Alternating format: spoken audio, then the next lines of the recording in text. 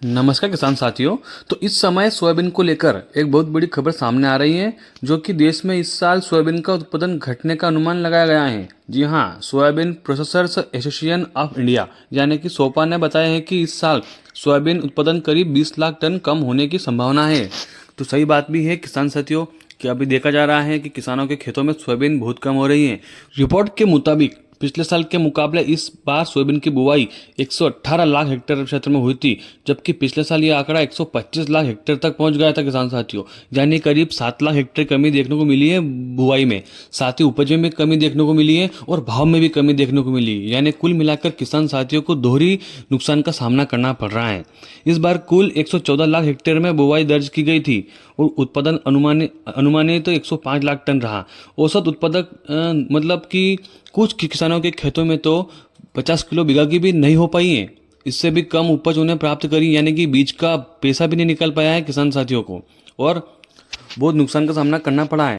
इस साल मौसम ने सोयाबीन फसल को गहरा नुकसान पहुंचाया है।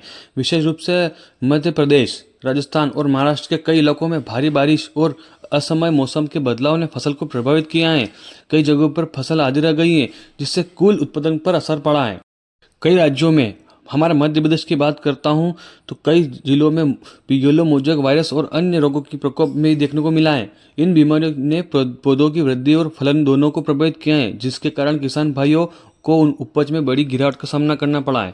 साथ ही उनके नुकसान का सामना करना पड़ा है। उन्हें ना तो उपज सही मिल पाई है, ना ही मंडियों में भाव सही मिल पा रहे हैं।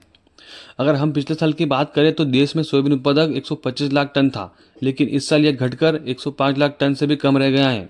यानी करीब 20 लाख टन से अधिक की गिरावट दर्ज की गई है।